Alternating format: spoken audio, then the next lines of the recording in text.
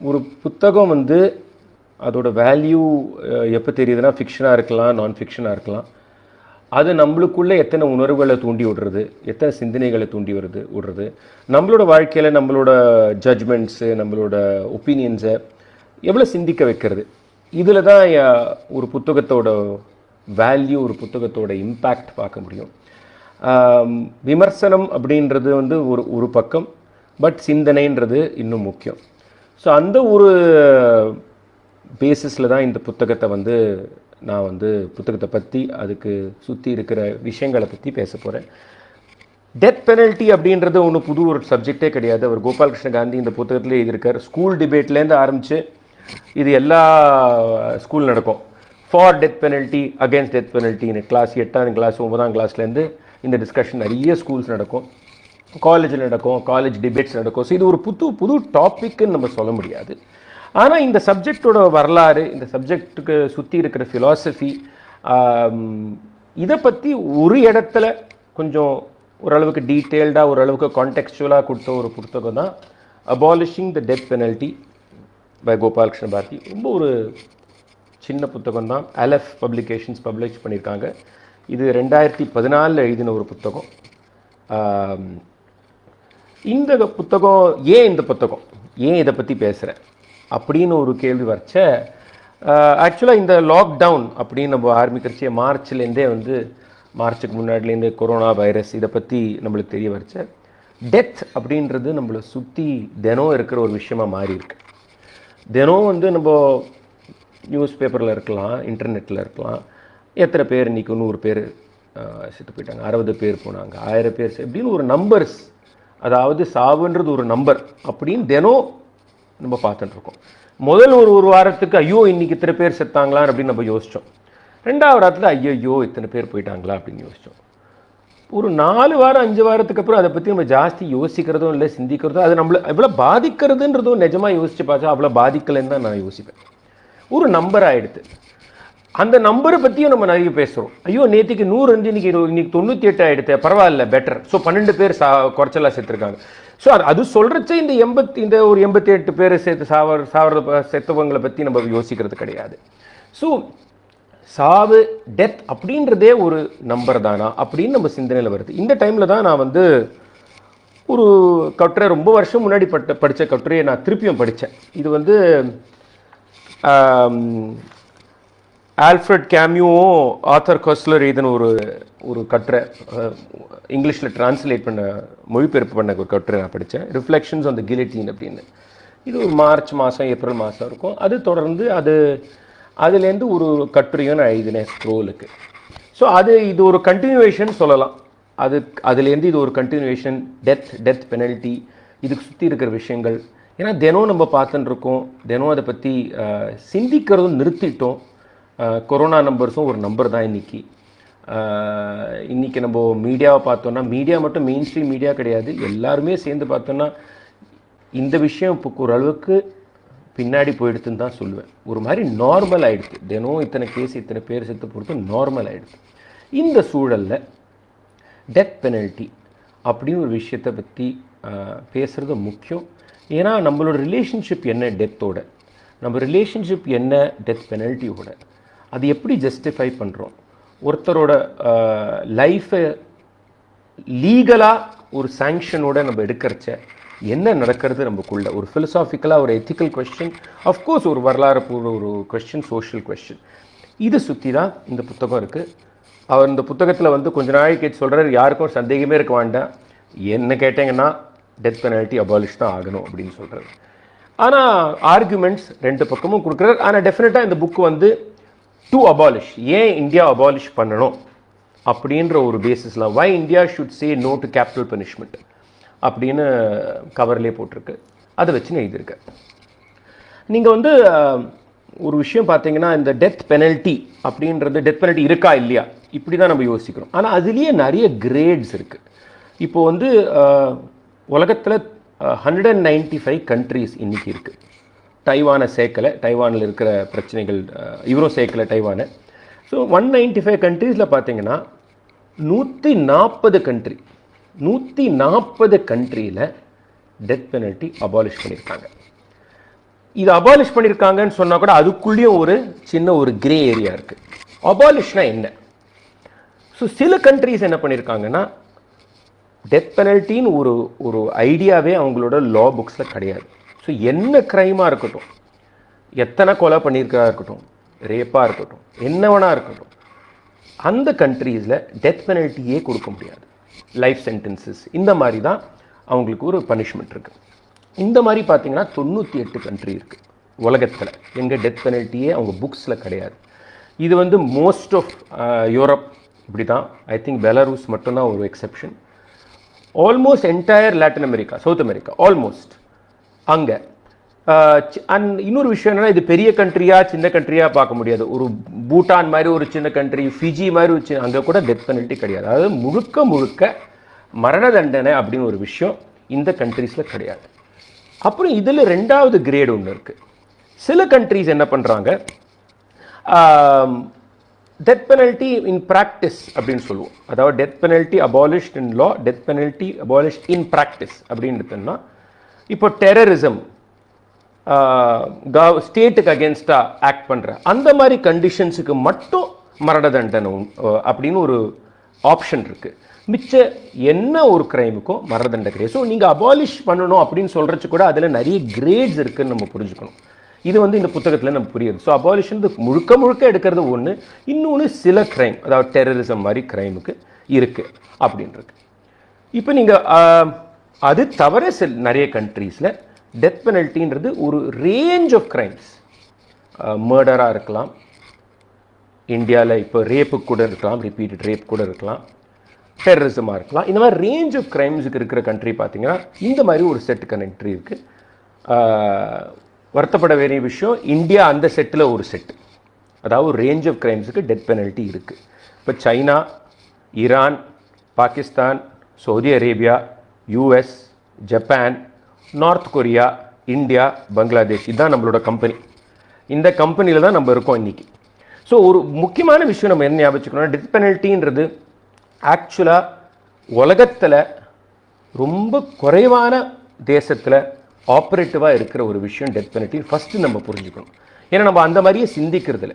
ஒரு டெத் பெனல்ட்டின்றது ஒரு ரைட் அப்படின்னு மாதிரி ஒரு சிந்திக்கிறோம். நம்மளோட தேசத்தோட உரிமைன்றோம். நிஜம்தான், உரிமை நம்ம கான்ஸ்டியூஷன் இருக்குது, நம்ம லா இருக்குது. பட் உலகம் அப்படின்னு பார்த்தோன்னா இன்னைக்கு டெத் பெனல்ட்டின்றது ரொம்ப குறைவான தேசத்தில் ஆப்ரேட்டிவாக இருக்குது. மரண தண்டனை கொடுக்கறது கிடையாது. ஸோ இது ஃபஸ்ட்டு நம்ம புரிஞ்சுக்கணும்.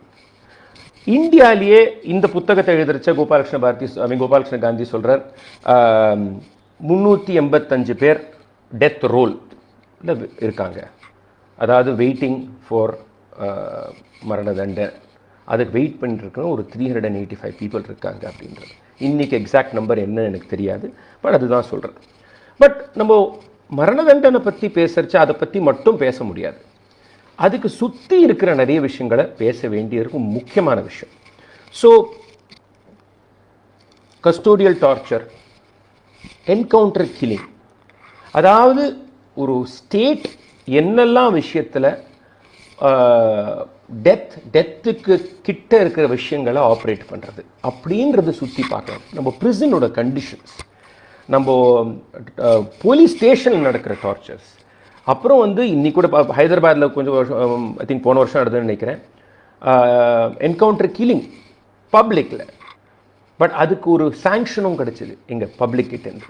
இந்த மாதிரி நம்மளோட psychology of state, psychology of prisons, practice, பிரிசன்ஸில் இருக்கிற ப்ராக்டிஸ், போலீஸ் ஸ்டேஷன் நடக்கிற விஷயம், நம்மளே பார்த்தோம் தூத்துக்குடியில் நடந்தது.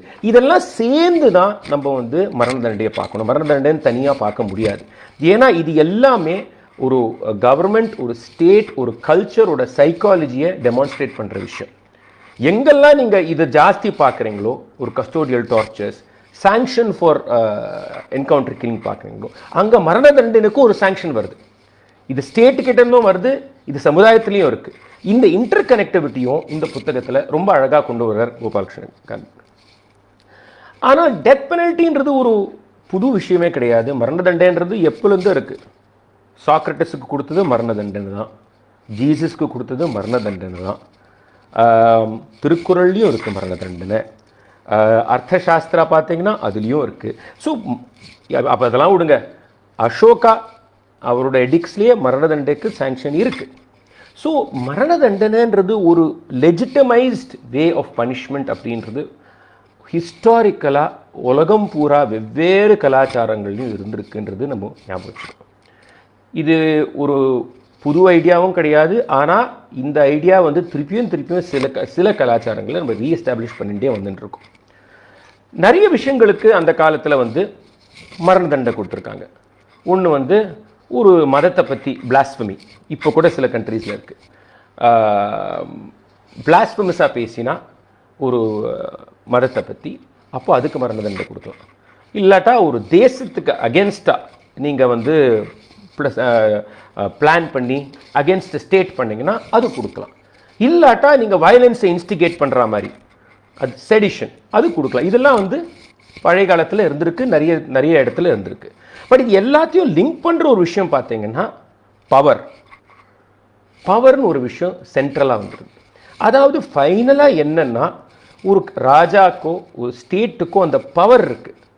ஒருத்தரோட லைஃப்பை எடுக்கிறதுக்கோ அந்த பர்சனுக்கு பார்டன் கொடுத்து மன்னிப்பு கொடுக்குறதும், இந்த பவருக்குள்ளே தான் எல்லாமே ஆப்ரேட் ஆகுது. இதே பவர் தான் போலீஸ் ஸ்டேஷனில் நடக்கிறது. இதே பவர் தான் போலீஸ்காரன் சொல்கிறான், உன்னை அடித்து எலும்பை முறுக்கி உன்னை வந்து நான் கன்ஃபஸ் பண்ண வைப்பேன், இல்லாட்டா நீ மரியாதையாக பண்ணிவிடுவோம் அப்படின்னு. இதில் வந்து லீகாலிட்டின்னு ஒரு விஷயம் கிடையாது, இது ஒரு பவர் ஆப்ரேஷன். இதே தான் நிறைய விஷயம் கோர்ட்ஸ்லேயும் நடக்கிறது. எப்படின்னா, நீ உனக்கு கேஸ் ரொம்ப வீக்காக இருக்குது, நீ ஒத்துண்டா தான் உனக்கு ஒரு பெட்டர் சென்டென்ஸ் கிடைக்கும். இது நம்ம நிறைய பார்த்துருக்கோம். அல்டிமேட்டாக அந்த மாதிரி பர்சனுக்கும் டெத் பெனல்ட்டி கிடச்சிருக்கு. ஸோ இந்த மேனிப்புலேஷன் அப்படின்றது, இந்த பவரை வச்சு மேனிப்புலேஷன் பண்ணுறது ரொம்ப முக்கியமான ஒரு ஆப்ரேஷன். இந்த டெத் பெனல்ட்டி, மரண தண்டனை, இதை பற்றி பேசுகிறச்ச அது சுற்றி இருக்கிற விஷயங்களை பற்றி பேசுகிறச்சு. இது இங்கிலாண்டாக இருக்கட்டும், விஜயநகர எம்பராக இருக்கட்டும், பேஷ்வாவாக இருக்கட்டும், முகல்ஸாக இருக்கட்டும், எல்லாருமே மரண தண்டனை கொடுத்துருக்காங்க. அவங்க குடும்பத்தாருக்கே கொடுத்துருக்காங்க, அவங்க சுற்றி அவங்களுக்கு அகேன்ஸ்டாக பேசினவங்களுக்கு கொடுத்துருக்காங்க, அகேன்ஸ்ட் ஸ்டேட் அப்படின்னு சொல்லி கொடுத்துருக்காங்க. So every king medieval period எடுத்துட்டாலும் மரண தண்டனை கண்டினியூஸாக கொடுத்துருக்காங்க. இது மர்டர்ஸ்க்கும் கொடுத்துருக்காங்க, அகேன்ஸ்ட் ஸ்டேட்டுக்கும் கொடுத்துருக்காங்க. இன்னைக்கு சூழலில் இன்னொரு ரொம்ப ஒரு டேஞ்சரஸ் பட் ஒரு யூனிக் இஷ்யூ வந்திருக்கு, டெரரிசம் அப்படின்னு ஒரு இஷ்யூ. இந்த டெரரிசம்னு ஒரு இஷ்யூ என்ன ஆயிடுறதுன்னா, இதில் ஒரு ஸ்டேட்டே கிடையாது, தேசம் பார்டர் அப்படின்னு ஒரு விஷயமே கிடையாது டெரரிஸ்ட்டுக்கு. ஸோ அந்த டெரரிஸ்ட் வந்து ஒரு இந்தியன் சிட்டிசனாக இருக்கலாம், வேறு கண்ட்ரி சிட்டிசனாக இருக்கலாம், யார் வேணா இருக்கலாம், அண்ட் எனி ஸ்டேட்டுக்கு போகலாம். Borderless attacking, borderless killing. And இந்த ஒரு என்வாயர்மெண்ட்டில் டெத் பெனல்ட்டி இன்னும் முக்கியமாக வேண்டி இருக்கிற மாதிரி ஒரு சைக்காலஜி நம்மளுக்கு வந்திருக்கு. இது நம்ம நிறைய விஷயத்தில் ஆப்ரேட் பண்ணுறோம். ஒன்று வந்து லீகல், அது தனியாக வைங்க, எதிரிக்கு ஒன்றுமே கிடையாது. 9/11 நடந்தது, 1000க்கு மேலே பேர் செத்து போனாங்க நியூயார்க் சிட்டியில். ஒரு கொஞ்ச நாள், ஒரு 3-4 டேஸ்க்குள்ளே, ஒரு 1 வீக்குள்ளே பாம்பு பண்ண ஆரம்பித்தாங்க அமெரிக்கா, ஆப்கானிஸ்தான். இது வந்து ஒரு லீகல், பேசிக்கலி உலகம் பூரா வந்து you're with me or against மீன்னு சொல்லிட்டார் புஷ். அதை வச்சுட்டு பாம்பு பண்ண ஆரம்பித்தாங்க. இது வந்து நிறைய மக்களுக்கு மரண தண்டனை கொடுத்துருந்தான். இது ஒரு லீகல் ஃப்ரேம் ஒர்க் வராமல் இருந்திருக்கலாம். பட் இதோட எசன்ஸ் என்னன்னா, நீ எங்களை அட்டாக் பண்ணால் நான் உன்னை அட்டாக் பண்ணலாம். அண்ட் இந்த ஒரு ஃபீலிங், அதாவது ரெட்ரிபியூஷன், அதாவது ரிவெஞ்ச் அப்படின்னு ஒரு ஃபீலிங் டெத் சென்டென்ஸ்க்குள்ளே பதிஞ்சிருக்கு. இன்ஃபேக்ட் அதுதான் பிக்கெஸ்ட் ஆர்குமெண்ட். அந்த ஆர்குமெண்ட்டுக்கும் நான் வரேன் இந்த புக்கை வச்சுட்டு. ஸோ டெரரிசம்னு வரைச்ச பார்டரை தாண்டி நீ அடிக்கலாம். இந்தியா கூட பண்ணியிருக்கு. இந்தியா கூட bomb across the border in Pakistan bomb பண்ணியிருக்கோம். இதுக்கு வந்து ஒரு லீகல் ஃப்ரேம் ஒர்க்கே கிடையாது. Defending our nation, defending our sovereignty தான் லீகல் ஃப்ரேம் ஒர்க்.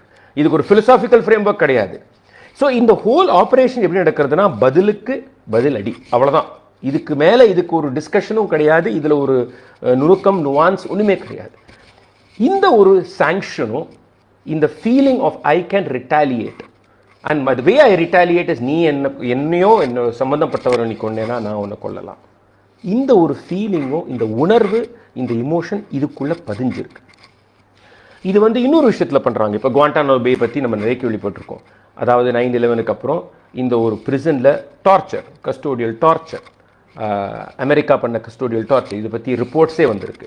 இதுவும் என்னென்னா இது வந்து இன்ஃபர்மேஷன் பற்றி மட்டும் கிடையாது, இதுவும் ரிவெஞ்ச். ஸோ இந்த ரிவெஞ்ச் அப்படின்னு ஒரு உணர்வை நம்ம மனசில் வச்சுக்கணும். இந்த டெத் சென்டென்ஸ், மரண தண்டனை பற்றி நம்ம பேசுறச்சு. இன்னொரு கேள்வி ஒன்று வருது. இப்போ ராஜா காலத்தில் பார்த்தீங்கன்னா, சரி ராஜா தான் டெசிஷன் பண்ணுவார், அட்வைஸர் கேட்டு, உங்களோட மந்திரியோட அட்வைஸை கேட்டு ராஜா என்ன சொல்கிறான்னு நடக்கும். ஏன்னா ராஜா வந்து தெய்வத்தோட right hand, almost voice, messenger எல்லாமே எடுத்துக்கலாம். இன்னைக்கு இருக்கிற ஒரு டெமோக்ராட்டிக் செட்டப்பில் என்ன நடக்கிறது? லீகல் சிஸ்டம் வழியாக போனப்புறம், சுப்ரீம் கோர்ட்டுக்கு போனப்புறம், ஃபைனலாக வந்து பார்டன் அப்படின்னு வரைச்ச பிரசிடென்ட் கிட்ட தான் போகிறது.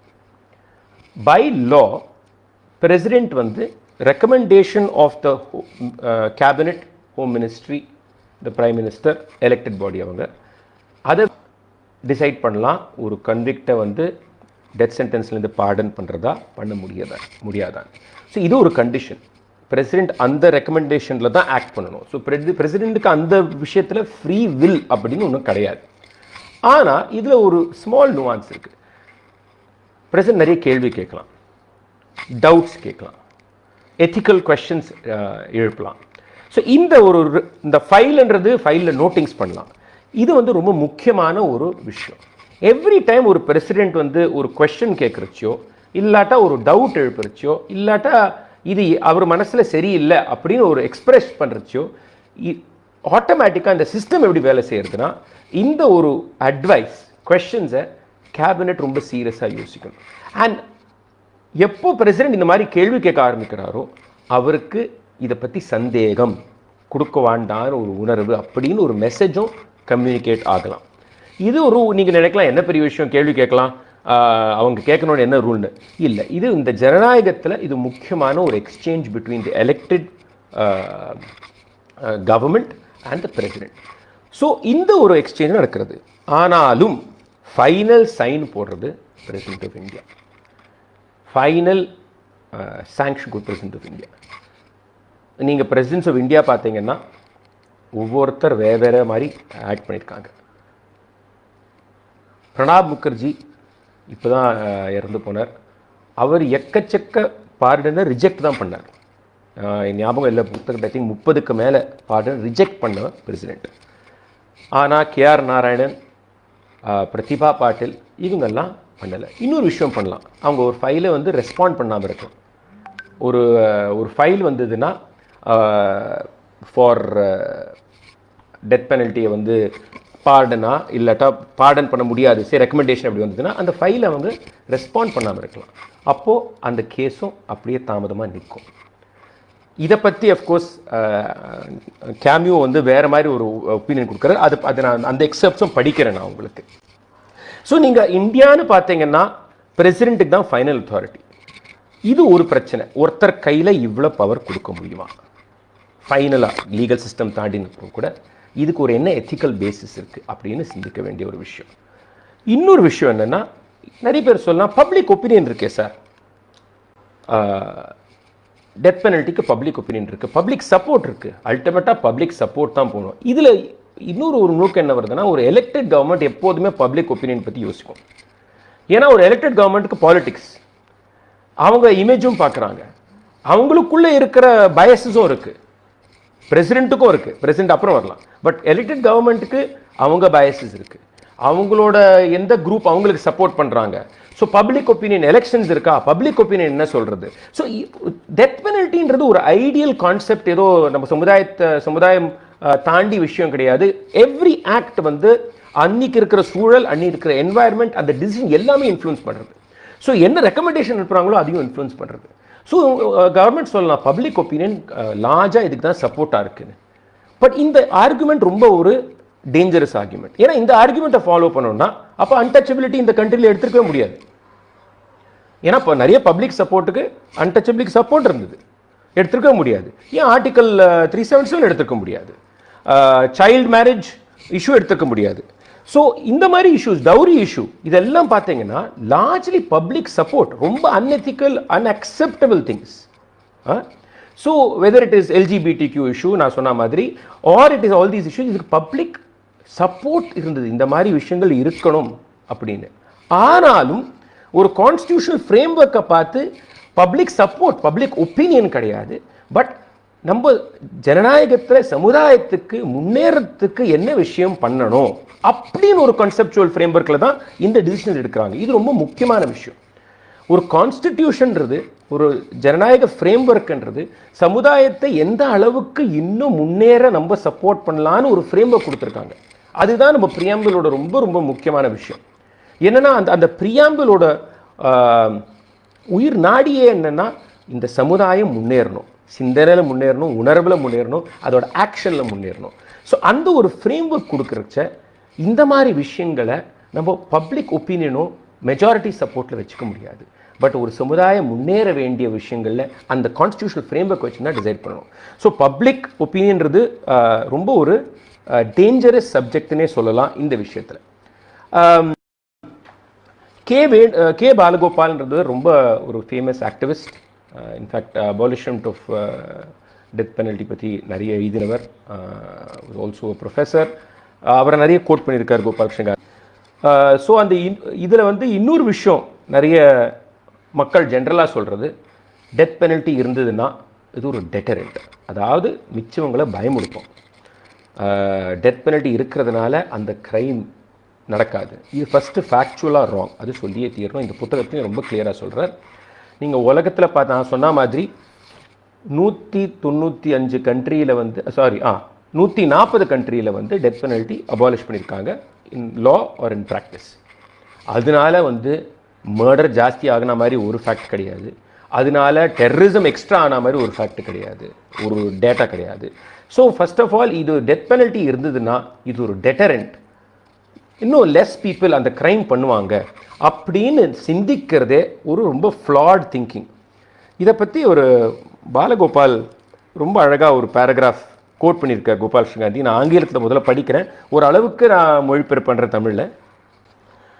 To quote Balagopal again, legal theories of punishment describe deterrence and retribution or revenge as two distinct aims or modes of understanding of punishment. But in fact, the argument of deterrence often hides behind it a desire for revenge, vicious revenge, which is given a moral tone by being described as retribution. இது ரொம்ப அழகாக சொல்லியிருக்கேன், நான் continue பண்ணுறேன். என்ன சொல்லியிருக்காருன்னா, டெட்டரன்ஸ், அதாவது இந்த க்ரைம் திருப்பி நடக்காது, அது அட்லீஸ்ட் குறைஞ்சு நடக்கும் அப்படின்றது ஒரு ஆர்குமெண்ட். இன்னொன்று வந்து ரிட்ரிபியூஷன் ஒரு வார்த்தை, ஆக்சுவலாக அது ரிவெஞ்ச். அவர் என்ன சொல்கிறாருன்னா, in fact the argument of deterrence often hides behind it a desire for revenge, for vicious revenge. ஒரு பதிலடி, ஒரு கொலைக்கு ஒரு கொலை அப்படின்னு நம்மளுக்கு உள்ளே இருக்கிற அந்த உணர்வு, அந்த ஒரு உணர்வை வந்து எக்ஸ்பிரஸ் பண்ணுறது தான் இந்த மாதிரி டெத் பெனல்ட்டி. இதை வந்து நம்ம ரெட்ரிபியூஷன் அப்படின்னு அழகாக சொல்லிக்கிறோம், அப்படின்னு ஒரு மாரல் டோன் கொடுக்குறோம். பட் நெஜோன்றது நம்ம உள்ளே இருக்கிற மிருகத்தை வந்து வெளியிடுறதுக்கு தான் இந்த மாதிரி ஒரு ஒரு ஃப்ரேம் ஒர்க்கை நம்ம ஒரு கவர் மாதிரி வச்சுக்கணும். ரொம்ப அழகாக சொல்கிறார். The desire for retribution often hidden behind the reasonable sounding language of punitive deterrence. அதாவது ரிவெஞ்ச் அப்படின்ற உணர்வை நம்ம வந்து திருப்பியும் இந்த க்ரைம் நடக்கக்கூடாது, அதனால தான் அவனுக்கு மரண தண்டனை கொடுக்குறேன்னு ஒரு கவச்சத்துக்கு பின்னாடி நம்ம ஒழிச்சு வைக்கிறது is ignorant of both the compassion of the ancient moral teachers and the modern sociology of crime. Deterrence as such, taking it at face value, notwithstanding that its cold calculus often hides an irrational passion for revenge. இது ரொம்ப ரொம்ப அழகாக எழுதின ஒரு paragraph அவர் எழுதினிருக்கார். அதாவது இதில் 2-3 issue திருப்பி அவர் கொண்டு வரார். கம்பேஷன் அப்படின்னு ஒரு வார்த்தையை கொண்டு வரார், இதுவும் ரொம்ப முக்கியமான ஒரு வேர்டு. ரெண்டாவது, மாடர்ன் சோஷியாலஜி ஆஃப் க்ரைம், அதாவது இப்போ இருக்கிற க்ரைம் பற்றி நம்மளுக்கு இருக்கிற ஒரு சோஷியலாஜிக்கல் அண்டர்ஸ்டாண்டிங், சைக்கலாஜிக்கல் அண்டர்ஸ்டாண்டிங் சேர்த்து. ஸோ அல்டிமேட்டாக வந்து நீங்கள் பார்த்தீங்கன்னா டெட்டரன்ஸ் அப்படின்னு சொல்கிறச்ச ஆக்சுவலாக அது ஒரு எக்ஸ்கியூஸ் தான் அப்படின்னு அவர் ஆர்கியூ பண்ணுறார். நம்மளுக்கு ஆக்சுவலாக ரிவெஞ்ச் தேவை. அண்ட் இன்றைக்கி இருக்கிற இதில் இது பிகம்ஸ் ரொம்ப ஒரு டெலிகேட் விஷயம் ஆகிடுறது. ஒன்றுமே கிடையாது. இப்போ இந்த நிர்பயா கேஸ் எடுத்துக்கோங்க. இப்போ நிர்பயா கேஸ் பற்றி பேசுறதே டேஞ்சரஸ் இந்த கான்டெக்ஸ்டில். ஏன்னா நடந்த கிரைம் வந்து ஒரு டிஸ்கிரைபே பண்ண முடியாத ஒரு கிரைம். அந்த கிரைம் வரைச்ச உணர்வு தான் நம்மளுக்கு ஜாஸ்தி வருது. As a society we are disturbed. As people we want revenge. இதுதான் நிஜம். நம்ம எல்லாருக்குமே அந்த ஆளை ஒழிக்கணும். இது யாரெல்லாம் இதை பண்ணாங்களோ அவங்களுக்கு லைஃப் லிவ் பண்ணுறதுக்கு ரைட் கிடையாது அப்படின்ற உணர்வு நம்ம எல்லாருக்குள்ளேயும் இருக்குது. அதுவும் அந்த விக்டிம்க்கு க்ளோஸாக இருந்த ஃபேமிலிக்கு ஜாஸ்தி தான் இருக்கும். இது புரிஞ்சிக்க வேண்டிய விஷயம். இங்கே தான் வந்து டெத் பெனல்ட்டியோட ஆர்குமெண்ட்டும் மரண தண்டனைக்கு அபாலிஷிங் ஆர்குமெண்ட் ரொம்ப சென்சிட்டிவ் ஆகிடுறது, டிஃபிகல்ட் ஆகிடுறது எக்ஸ்பிளைன் பண்ணுறதுக்கு. ஸோ ஆனால் இது எல்லாமே ரிவெஞ்ச்குள்ளே வருது. சாரி, வீடியோ போயிடுத்து.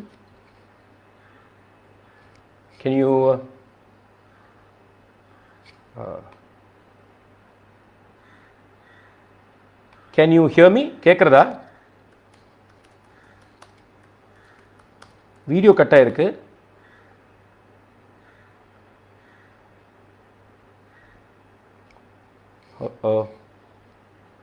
Okay, I'll just come back.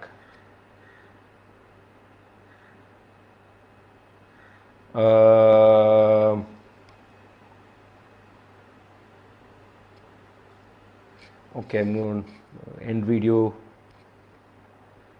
Okay, I am just going to continue speaking. ஏன்னா சடனா வீடியோ கட் ஆயிருக்கு. பரவாயில்லையா, பேசலாமா? வீடியோஸ் ஓகே, சரி, எனக்கு தெரியல video. Okay, very good, sorry. Okay, thank you. So இங்கே நான் கொஞ்சம் டீட்டெயில் எடுத்து திருப்பி வரேன்னா, என்னன்னா இந்த கம்பேஷன் அப்படின்னு ஒரு ஐடியா, அதாவது ஒரு ஒரு லா ஃப்ரேம்வொர்க்கோட முக்கியமான விஷயம் என்ன அப்படின்ற ஒரு கொஸ்டின் வருது நம்மளுக்கு. Can it be personal?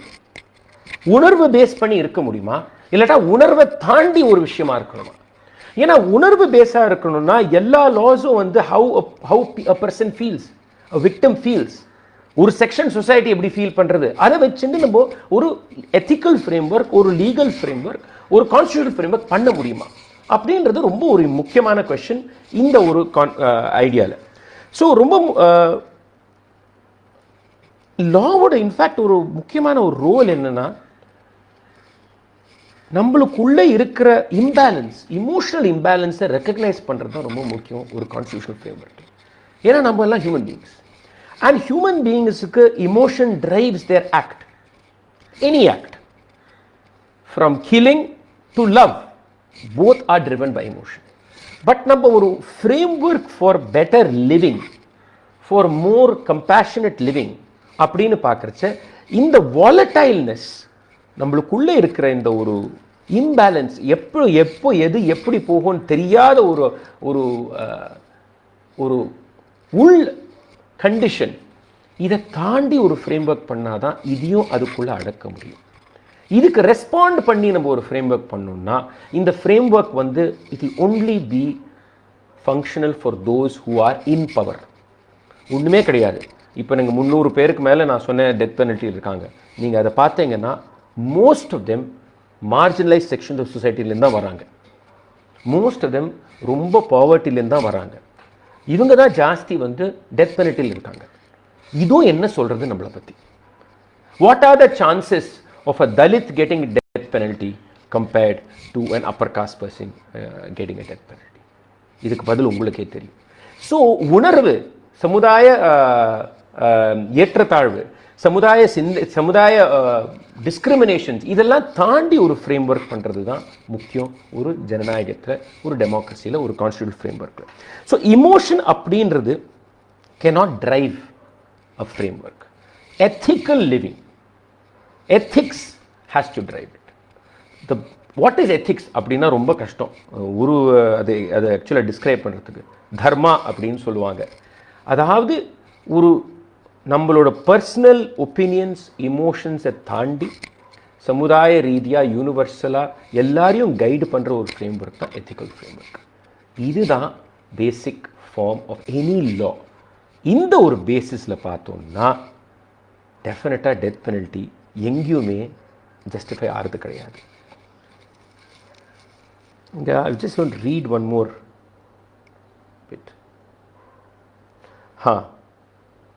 இது வந்து நான் அவர் கேமியோட கட்டுரையிலேருந்து ஒரு பக்கம் படிக்கிறேன். இது ஃபஸ்ட்டு ஃப்ரெஞ்சிலேருந்து டிரான்ஸ்லேட் பண்ணுறது. ஸோ ஆங்கிலமும் ஒரு மாதிரி பழைய ஆங்கிலமாக இருக்கும்.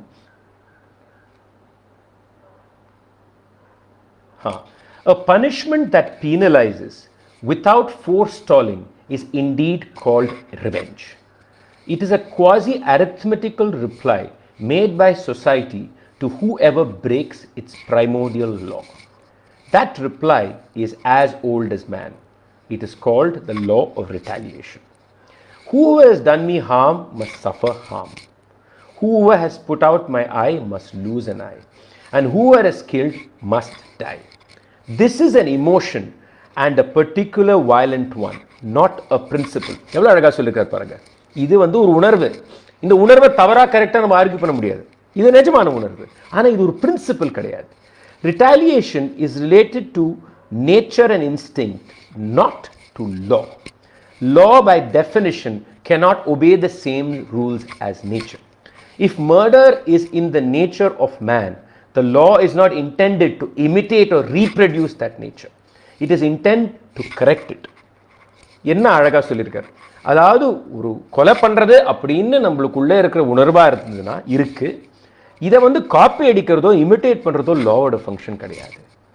லாவோட ஃபங்க்ஷன் என்னென்னா இதை வந்து சரி பண்ணுறது தான் லாவோட function.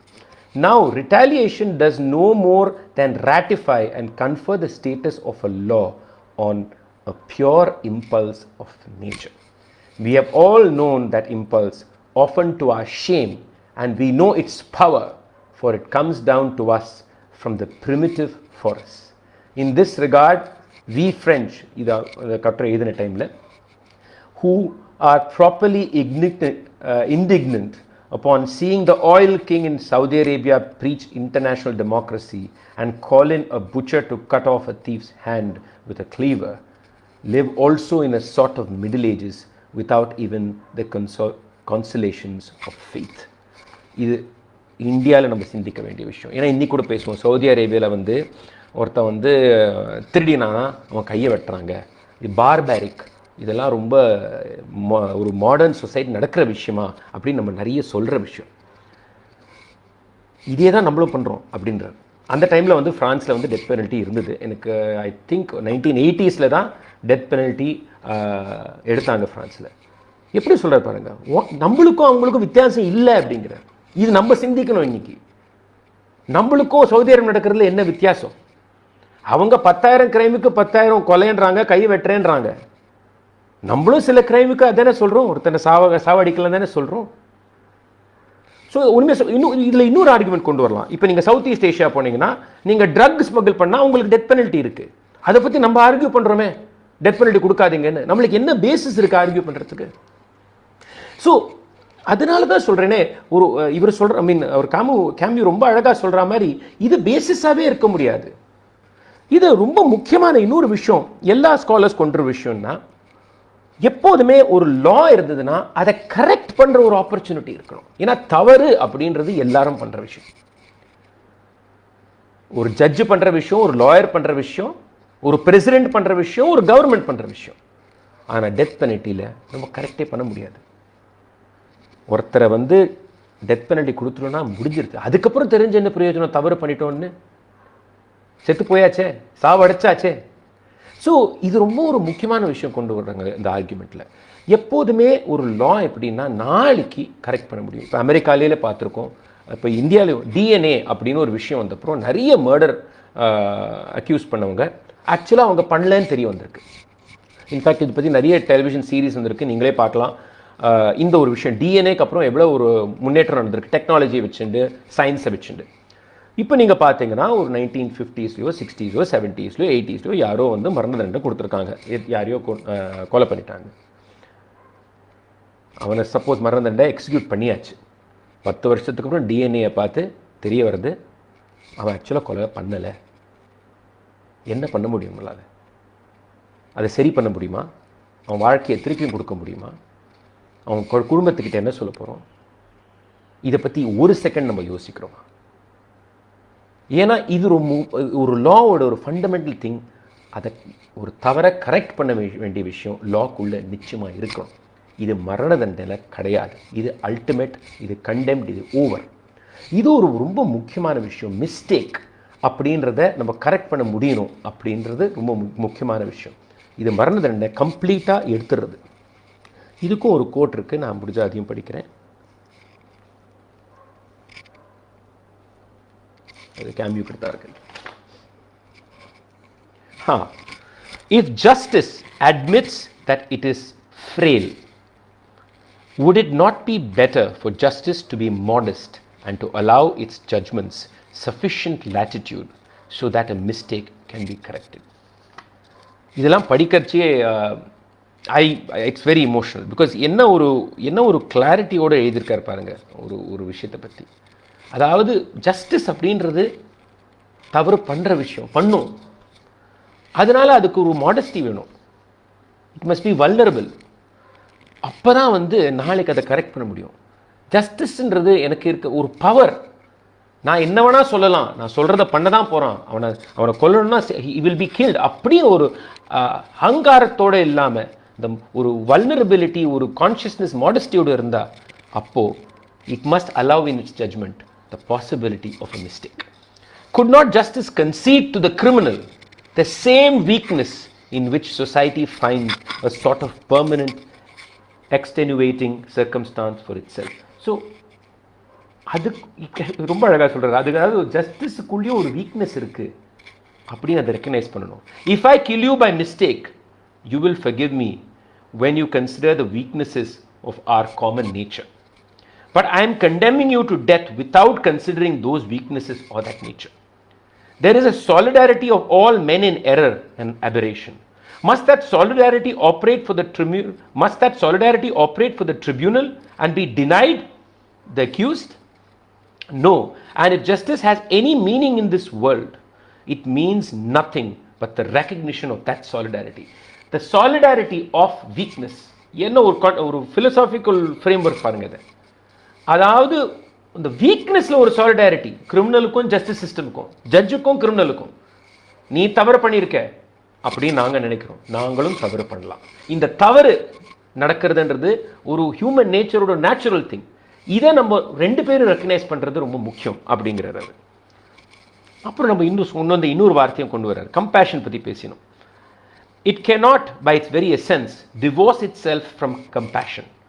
Compassion of course can in this instance be but awareness of a common suffering and not a frivolous indulgence paying no attention to the sufferings and the rights of the victim. Compassion does not exclude punishment but it suspends the final condemnation. இது ரொம்ப முக்கியமான ஒரு statement. ஏன்னா நிறைய பேர் argue பண்ணுவாங்கன்னா punishment தேவை இல்லையா, ஒரு கொலை பண்ணியிருக்கானே, இந்த டெரரிஸ்ட் ஆக்ட்ல 30 பேர் செத்துருக்காங்களே, பனிஷ்மெண்ட் தேவையில்லைன்றது ஆர்கியூமெண்ட் கிடையாது. ஆனால் இந்த பனிஷ்மெண்ட்ல நாளைக்கு இதுக்கு ஒரு கரெக்டிவ் மெஷர் பாசிபிலிட்டி இருக்கு அப்படின்ற அந்த ஒரு பேசிஸ் அந்த பனிஷ்மெண்ட்குள்ளே இருக்கணுன்றதான் ரொம்ப முக்கியமான விஷயம் ஆர்கியூமெண்ட். இதே தான் கோபாலகிருஷ்ணன் கார்த்தியும் பேசுகிறேன். அதனால தான் நான் அந்த கேமியோட ஒரு எஸ்ஸையும் எடுத்திருக்கேன். பிகாஸ் நிறைய காமனாலிட்டி இருக்கு. ஸோ அந்த ஒரு முக்கியமான விஷயம் you can't exclude. So it suspends the final condemnation.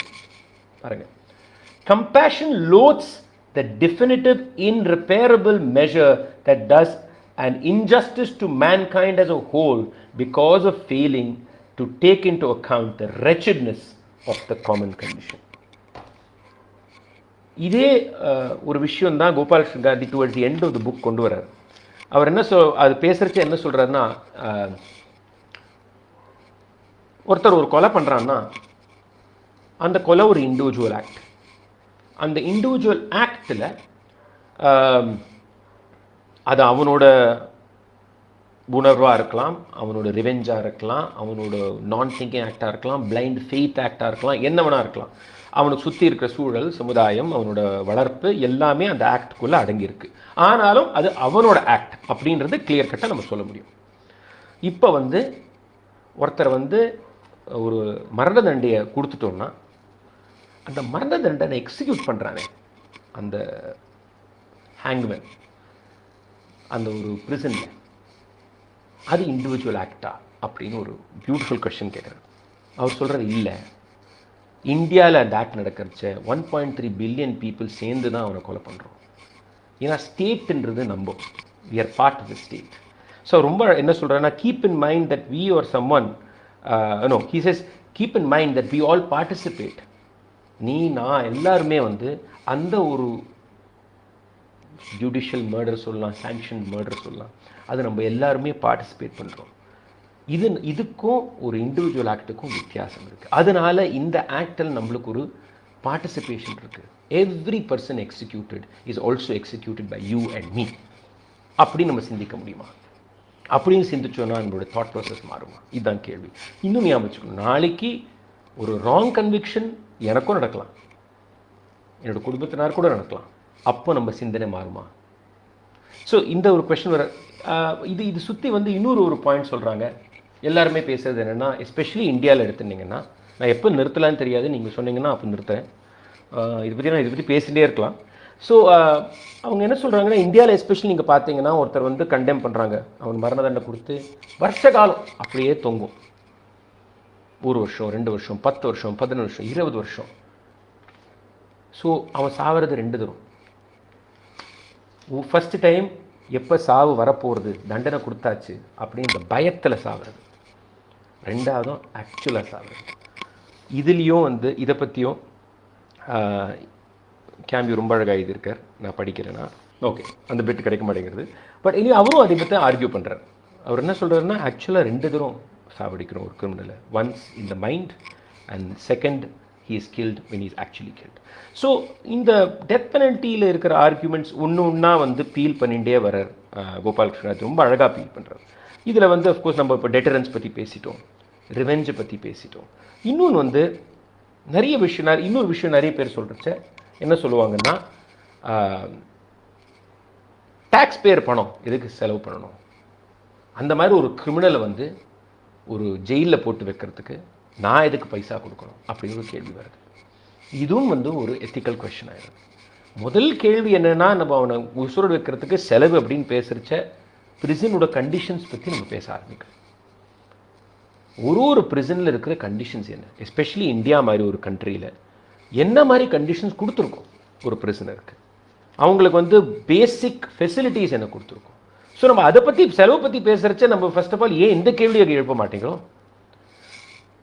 இப்போ custodial violence, police station violence அப்படின்னு தினம் நடக்கிற விஷயம். இதை பற்றி நம்ம பேசுறது கிடையாது. அந்த ஒரு பவர் ஹைரார்கி பற்றி பேசுறது கிடையாது. போலீஸ் ஸ்டேஷன் இருக்கிற அட்டூழியத்தை பற்றி பேசுறது கிடையாது. நம்ம ஜெயில் கண்டிஷன், ஓவர் க்ரௌடிங், எல்லா ஜெயில்ஸும் ஒரு இப்போ கொரோனா இருக்கிற டைமில் நமக்கு தெரியும் இது இன்னும் எவ்வளோ டேஞ்சரஸ் ஆகுதுன்னு. இதை பற்றி நம்ம பேசுறது கிடையாது. இதை பற்றி எல்லாம் பேசாமல் அந்த ஒரு பர்சன், தட் ஒன் பர்சனை to keep the possibility of correction in that one person, we question expenditure. இது நம்மளுக்குள்ளே இருக்கிற ஒரு உணர்வு தானே. Again isn't it revenge? இது வந்து பணம்னு சொல்கிறோம், பட் பணத்துக்கும் அதுக்கும் சம்மந்தம் கிடையாது. அந்த person has no right to லிவ்ன்றோம். ஸோ ரைட் டு லிவ்னு வரைச்ச ஒரு இன்னொரு philosophical question ஃபண்டமெண்டலாக ஒன்று வருது. Do we have a right to take a life? அப்படி ஒரு question.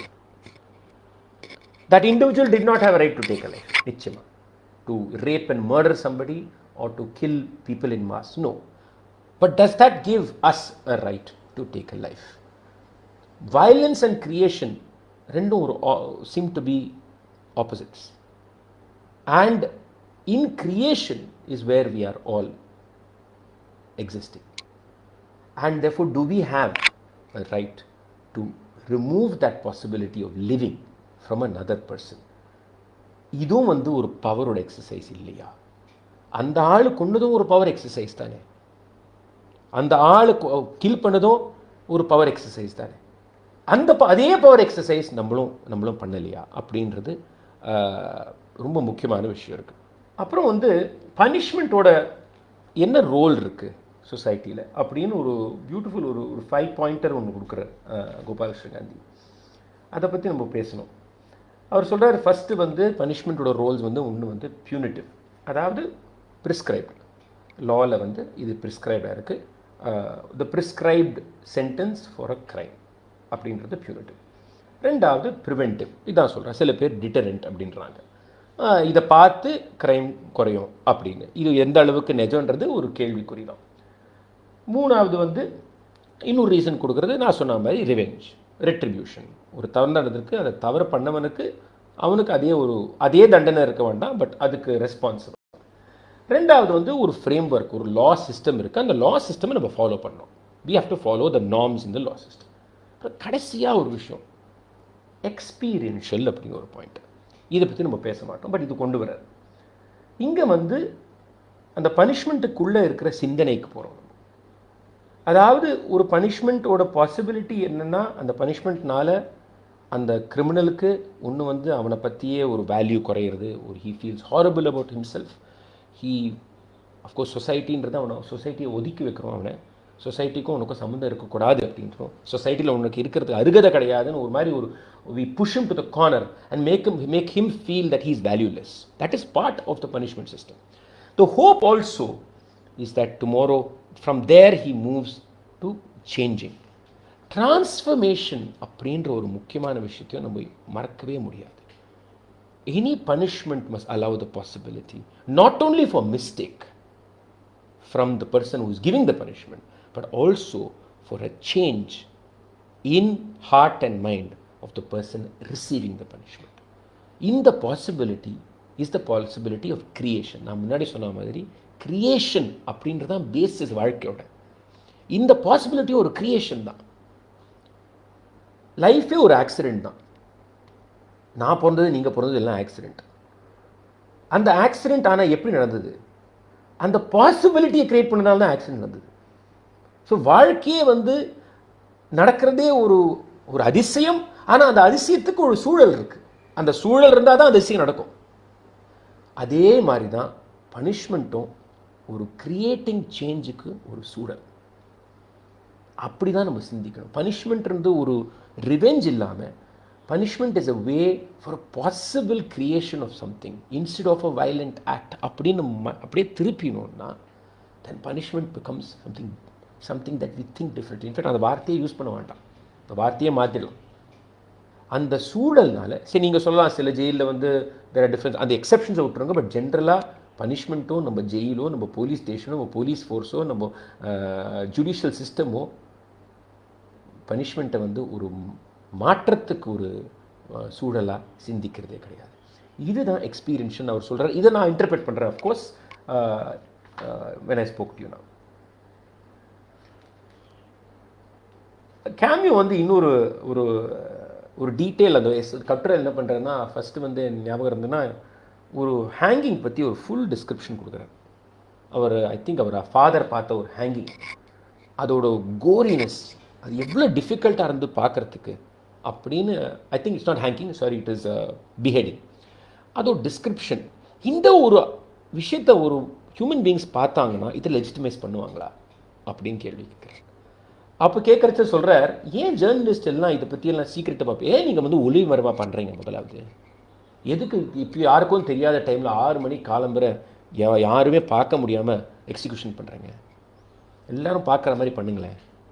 Let society see the ugliness, the violence. இதில் ஆனால் 2 பக்கமும் இருக்குது. இந்த 2 பக்கத்தை நம்ம ரெக்கக்னைஸ் பண்ணணும். ஒரு பக்கம் வந்து அதுலேருந்து ஒரு ஹேட்ரட், இந்த மாதிரி ஒரு வயலண்ட் ஆக்டை பற்றி நம்ம பார்த்து நம்மளுக்கு ஒரு சேஞ்ச் நடக்கலாம். பட் அதில் நம்மளுக்கு ஒரு ப்ளெஷரும் இருக்குது. இதை நம்ம டினை பண்ண முடியாது. நம்ம ஹியூமன் நேச்சரில் அந்த ஒரு அசிங்கமும் இருக்குது. ஒன்றுமே கிடையாது, ஒரு டெத் பெனல்ட்டி பேஸ் பண்ணி ஒரு சினிமா பார்க்குறோம், அதில் ஒரு ப்ளெஷர் இருக்குது நம்மளுக்கு. அந்த க்ரைம் பண்ணவன் வந்து இது சினிமா தான், நிஜ வாழ்க்கை இல்லை. ஆனாலும் அந்த க்ரைம் பண்ணவனை வந்து நம்ம தூக்கு போடுறச்சியோ, லீத்தல் இன்ஜெக்ஷனை சாவடிக்கிறச்சியோ, அது நடக்கிறச்ச நம்மளுக்குள்ள ஒரு சந்தோஷம் இருக்குது, ஒரு வைக்கேரியஸ் ப்ளெஷர் இருக்குது. அதுவும் நடக்கிறது. அதே சமயத்தில் if you make it public will it change அப்படின்னு கேட்குறாரு. அப்போ வந்து ஒரு விஷயம் சொல்கிறாரு, and I'll just read from his essay again.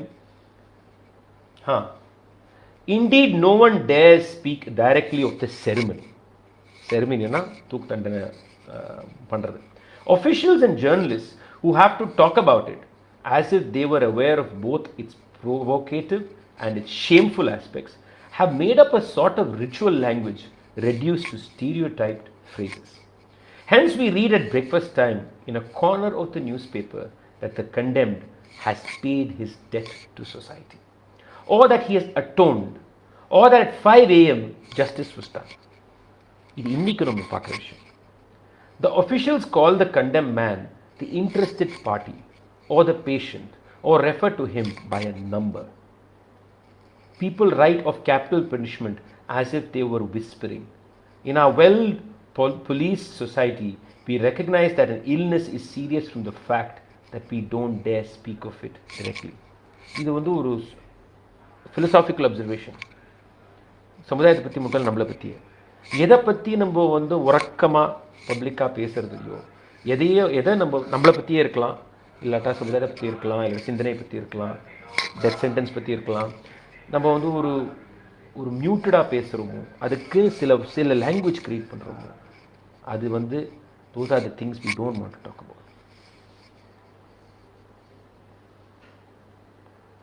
So இவர் டிமாண்ட் பண்ணுறதுனா டெத் சென்டென்ஸ் பப்ளிக் பண்ணுங்கள், பப்ளிக் பண்ணிங்கன்னா maybe we will change heart அப்படின்ற. அப்புறம் நீங்கள் இந்தியா அப்படின்னு பார்த்தீங்கன்னா நம்ம தேசத்தில் இதோட ஹிஸ்ட்ரி என்ன அப்படின்னு நம்ம கொஞ்சம் அதை பற்றியும் பார்க்கலாம். ஸோ எப்போலேருந்து இந்த டெத் சென்டென்ஸ் பற்றி கேள்விக்குறிகள் கொஸ்டின்ஸ் ஆரம்பிச்சிருக்கு. ஆக்சுவலாக வந்து பகத்சிங்கோட ஹேங்கிங் டைம்லேயே வந்து டெத் சென்டென்ஸ் அபாலிஷ் பண்ணணும் அப்படின்ற ஒரு சிந்தனை இருந்திருக்கு. அப்போலேருந்தே வந்து சென்ட்ரல் லெஜிஸ்லேட்டிவ் அசம்பிளியில் வந்து இந்த மாதிரி ஒரு பில்லை ப்ரெசென்ட் பண்ணியிருக்காங்க. காங்கிரஸ் இன்ஃபேக்ட் ஏஐசிசியில் 1931 அடாப்ட் பண்ணாங்க, அபாலிஷ் பண்ணணும் டெத் சென்டென்ஸ் அப்படின்னு. பட் கோபாலகிருஷ்ண காந்தி என்ன யோசிக்கிறாருன்னா, ஒரு மகாத்மா காந்தியோட அசாசினேஷனுக்கு அப்புறம் இது கம்ப்ளீட்டாக மாறிடுது. அந்த அசாசினேஷன் நடந்ததுனால அபாலிஷன் பற்றி பேசல. இன்ஃபேக்ட் ராஜாஜி கிட்ட வந்து ரிக்வெஸ்ட் போயிருக்கு, கோட்ஸே அவங்கள வந்து ஹேங் பண்ணாதீங்கன்னு. அதுக்கு ராஜாஜி கொடுத்த பதில் ரொம்ப இன்ட்ரெஸ்டிங். அவர் என்ன சொல்கிறாருன்னா, காந்தின்றவர் ரொம்ப முக்கியமான ஒரு நபர், ஒரு ரொம்ப மதிப்புக்குரிய ஒரு ஆள், ஒரு நம்ம தேசமே இப்படி ரெஸ்பெக்ட் பண்ணுற ஆளுக்காக நான் ஒரு ஸ்பெஷல் கேஸ் பண்ணேன்னா, யாருக்கெல்லாம் டெத் சென்டென்ஸ் நம்ம கொடுத்துருக்கோமோ இந்த மாதிரி கிரைம்ஸுக்கோ அவங்களுக்கு பண்ணுற ஒரு இன்ஜஸ்டிஸ் அப்படின்னு ஒரு ஆர்குமெண்ட் பண்ணுறேன். Interesting argument. அதாவது காந்தியை ஒருத்தர் சாவடிச்சதுனால அவனை வந்து நான் டெத் சென்டென்ஸ் கொடுக்க மாட்டேன்னு இருக்கக்கூடாது, அப்போ நான் எல்லாருக்கும் தானே எடுத்துருக்கணும், அதனால் இதுக்கு ஸ்பெஷல் கேஸ் நான் பண்ண முடியாது அப்படின்னு ராஜாஜி கவுண்டர் ஆர்கியூ பண்ணுறாரு அந்த டைமில். ஸோ காந்தியோட அசாசினேஷனுக்கு அப்புறம் I think the whole thought process early independent இந்தியாவில் மாறி இருக்கு. பட் சில லாஸ் கொஞ்சம் மாறி இருக்கு, அது ரொம்ப இன்ட்ரெஸ்டிங் கொஞ்சம் இது பார்க்கறதுல. இனிஷியலாக ஆஸ் பர் சிஆர்பிசி பார்த்தீங்கன்னா there was a clause that the court had to explain if it chose a punishment less than death sentence when it was applicable. ரொம்ப இன்ட்ரெஸ்டிங். இனிஷியலாக வந்து டெத் சென்டென்ஸ் அப்படின்றது இந்த ஒரு கிரைமுக்கு அப்ளிகபிளாக இருந்ததுன்னா எக்ஸ் கிரைமுக்கு, அண்ட் த கோர்ட் டிசைட்ஸ் அந்த கிரைமுக்கு அந்த டெத் சென்டென்ஸ் கொடுக்க வேண்டான்னு டிசைட் பண்ணி தான் அது எக்ஸ்பிளைன் பண்ணணும்.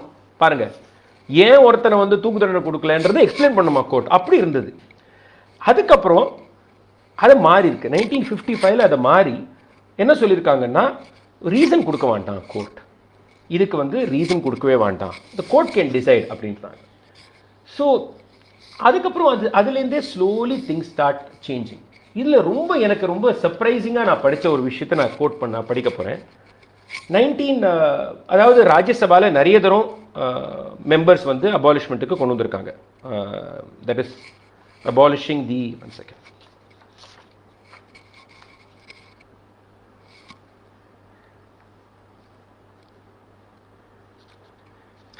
அபாலிஷிங் தி டெத் பெனல்ட்டிக்கு நிறைய மெம்பர்ஸ் ஆஃப் பார்லிமெண்ட் கொண்டு வராங்க. நிறைய ராஜ்யசபா தான் இனிஷியலி, அதுக்கப்புறம் லோக்சபாலையும் வந்திருக்கு.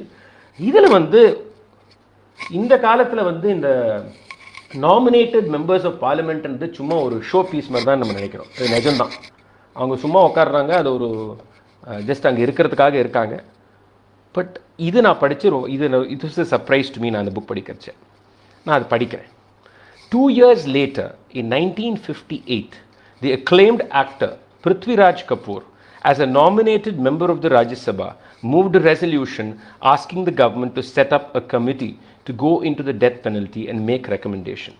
With Vice President S. Radhakrishnan in the chair, the MP made an impassioned speech asking for, and he quotes, the stigma to be removed from the face of humanity. But, he said, who would bell the cat? Well, why not we? We who choose a different path to realize our freedom. We who discarded bloodshed and faced an entire empire. We faced it without guns, without machine guns and bombs, rather with a cheer and with a smile and with love. That has been very unusual in the history of mankind. We have done that. When we have done those things, why not do this too, which has got to be done sooner or later, which is already overdue, which is rather like payment deferred, and for long it has not been done because people were afraid. Perhaps there were facts and certain circumstances, but mostly things which were imaginary. Beautifully said. We chose a different path to realize freedom. Number freedom ke we chose a non-violent path. அப்படி இருக்கிறச்ச why can't we do away with the death penalty?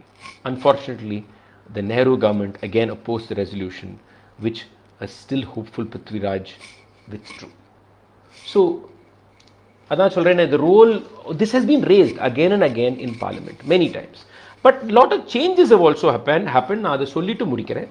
Lot of changes have also happened in the way we have viewed this. So this is 1958, I think.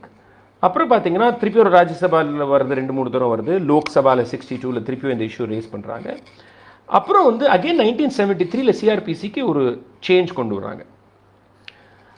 முதல்ல வந்து என்ன சொன்னாங்க, death sentence அப்ளிகபிளாக இருந்ததுன்னா death sentence ஏன் கொடுக்கலன்றது court explain பண்ணணும். Second சொல்கிறாங்க நீ explain பண்ண வேண்டாம்.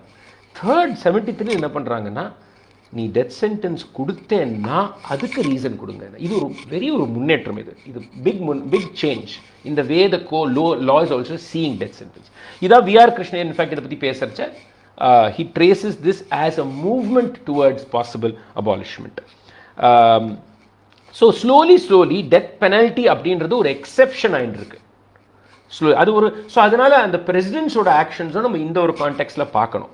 அதாவது president's through a period of time when the law is also evolving, அவங்களோட சேஞ்சஸ், அவங்களோட ரியாக்ஷன்ஸ் ஆல்சோ சேஞ்ச் ஆகுது. 1979ல் ஒரு கேஸ் இருக்குது, Rajendra Prasad vs state of UP. அதில் வந்து the court says something interesting. Court says nature of crime cannot be the sole reason or determinant, and said that observed that retribution theory needs to be given up. ரொம்ப important. So அவங்க வந்து என்ன சொல்கிறாங்கன்னா, revenge, retribution அப்படின்ற ஒரு விஷயத்தை நம்ம மறக்கணும். அதுக்கு அதோட டைம் முடிஞ்சிருக்கு. இப்போ டெட்டரன்ஸ் அண்ட் ரெஃபர்மேஷன். டெட்டரன்ஸ் இன்னும் பிரச்சனையான வார்த்தை தான். இது 1979 ஞாபகம். ஆனால் ரெஃபர்மேஷன் அண்ட் டெட்டரன்ஸ் தான் நம்ம ஃபார்வர்ட் ஆர் மூவிங் ஃபார்வர்ட் அப்படி யோசிக்கணும் அப்படின்னு கோர்ட் கொண்டு வருது. ஸோ இதில் வந்து என்ன மாதிரி கிரைம் பண்ணான்னு மட்டும் வச்சு நம்ம இந்த டிசிஷன் பண்ண முடியாது. இந்த விஷயங்களை கொண்டு வரணும். 1980ல் ரொம்ப முக்கியமான ஒரு சேஞ்ச் நடக்கிறது. அதாவது Machhi Singh versus state of Punjab கேஸில் வந்து death penalty only in the rarest of rare cases. இது வந்து ஒரு முக்கியமான ஒரு ஜங்ஷன். ஏன்னா இன்றைக்கும் நம்மளுக்கு இருக்கிற லாவில் ரேரஸ்ட் ஆஃப் ரேர் கேசஸ். நான் இந்த ரேரஸ்ட் ஆஃப் ரேர் கேஸஸ் நம்ம எப்படி வேணால் ஆர்கியூ பண்ணலாம். நிறைய பேர் ஆர்கியூ பண்ணுறாங்க, ரேர்ன்றது ஆர்பிட்ரி, எப்படி டிசைட் பண்ணுறது. பட் ஆனால் ஒரு விஷயம் நம்ம ஒத்துக்க வேண்டிய விஷயம் என்னென்னா, ரேரஸ்ட் ஆஃப் ரேர் கேஸில் வந்த அப்புறம் இந்தியாவில் வந்து number of people who are being put under the death sentence has reduced. இது வந்து ஒரு this I think is quite a fair thing to say. Nevertheless death சென்டென்ஸ்ன்றது இன்னும் ஆப்ரேட்டிவ் தான், அதை பற்றி டவுட் கிடையாது. ஸோ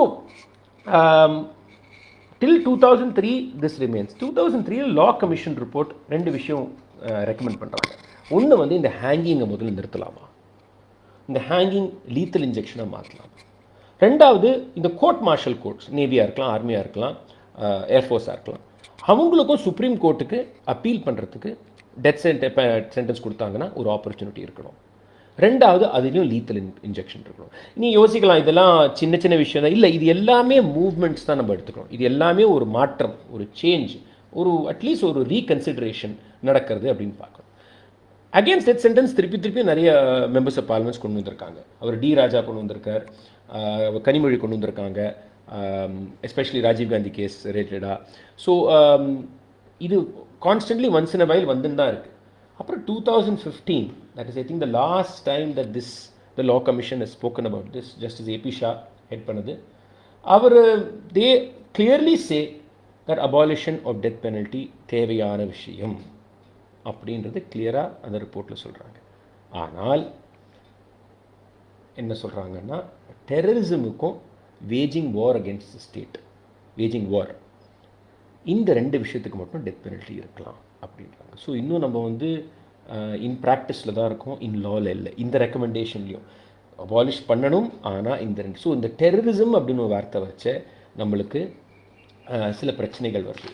அதில் வந்து நம்ம அபாலிஷ் பண்ணுறதுக்கு நம்மளுக்கு இன்னும் நம்மளுக்குள்ள அந்த உணர்வு அப்படின்னு ஒரு விஷயம், இதை கம்ப்ளீட்டாக ஓவர் ஷேடோ பண்ணுறதுன்றது நிஜமான விஷயம். அதனால தான் நம்ம நிறைய டைம் வந்து இப்போ ஒரு அப்சல் குரு கேஸாக இருக்கலாம், எனி கேஸாக இருக்கலாம், நம்ம வந்து செலிப்ரேஷன் அப்படின்னு புதுசாக ஒன்று பார்க்குறோம். இன்றைக்கி மக்கள் வந்து கூடி வந்து செலிப்ரேட் பண்ணுறாங்க ஒருத்தரை வந்து ஹேங் பண்ணுறச்ச. இது ஒரு ஸ்பெக்டிக்கல் ஆகிடுது. மீடியான்றது இதை பற்றி ஒரு 24 hours ஷோ நடத்துகிறாங்க. எப்படி செத்தான், எத்தனை மணிக்கு அவங்க ஐசின் போனாங்க, யார் பண்ண. ஸோ இது வந்து ஒரு சினிமா பார்க்குற ஒரு ஃபீலிங்கில் தான் இதையும் நம்ம இன்றைக்கி பண்ண ஆரம்பிச்சிருக்கோம். இது ஜாஸ்தியாக இருக்குன்றது என்னோட ஒரு ஃபீலிங். மேபி இப்படி சொல்லலாம், உள்ளே இருந்த உணர்வுகள் எல்லாம் இப்போ வெளியில் வருது, இன்னும் ஆப்வியஸாக இருக்கும் என்னமோ, அது கூட இருக்கலாம். ஸோ இதுதான் வந்து இந்த இந்த இந்த இந்த ரேஞ்ச் ஆஃப் இஷ்யூஸ் அப்படின்னு பார்த்தீங்கன்னா, இந்த ரேஞ்ச் ஆஃப் இஷ்யூஸ் இந்த புத்தகத்தில் ரொம்ப அழகாக கவர் பண்ணுற, ஒரு வரலாறு பூர்வமாக இதை பற்றி எழுதுகிறார், ஒரு இமோஷனல் ஸ்டேட்லேருந்தும் எழுதுகிறார், ஒரு ஃபிலசாபிக்கல் ஃப்ரேம் ஒர்க்கும் எழுதுகிறார். இதில் என்னென்னா, in none of these frameworks death பெனல்ட்டிக்கு ஒரு லாஜிக் கொடுக்க முடியல நம்மளால். இதுதான் நிஜம். So the main reason we have it is because we think we have the right to have it. So in fact India வந்து இன்னும் ரேட்டிஃபை பண்ணல கன்வென்ஷன் அகேன்ஸ்ட் டார்ச்சர். பார்த்தீங்கன்னா டார்ச்சர் பற்றி பேசணும். டார்ச்சர் வந்து இந்தியா சைன் பண்ணாலும் இந்தியா வந்து அதை வந்து நம்ம ரேட்டிஃபை பண்ணல. ரெண்டாவது வந்து நீங்கள் பார்த்தீங்கன்னா யூஎன்ஜிஏல வந்து இன்னொரு ரெஸ்ட்ரிக்ஷன் கேட்டாங்க டெத் பெனல்ட்டியில். டெத் பெனல்ட்டி வந்து 18 வயசுக்கு கீழே இருக்கிறவங்களுக்கு கூடாது, ப்ரெக்னென்ட் உமன் கொடுக்கக்கூடாது. இதுவும் வந்து India has not supported this.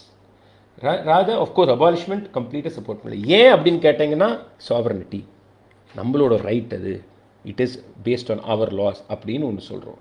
But நிஜமான விஷயம் என்னென்னா, நம்ம உள்ளே இருக்கிற மிருகத்தை வந்து நம்மளால் வந்து இந்த விஷயத்தில் மட்டும்